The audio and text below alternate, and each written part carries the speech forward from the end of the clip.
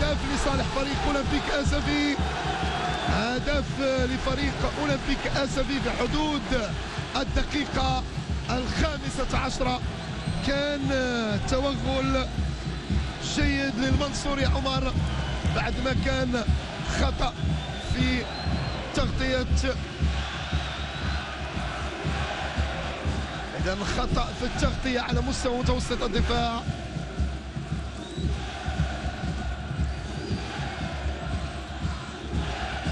تابعوا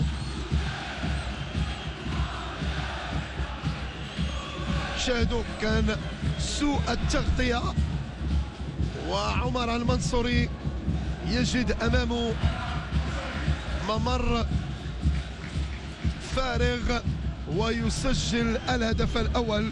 إذا بداية جد موفقة لفريق أولمبيك أسفي، إذا بداية جد موفقة لفريق أولمبيك أسفي. كان سوء التغطية على مستوى خط وسط الميدان واستغله ببراعة اللاعب المنصوري.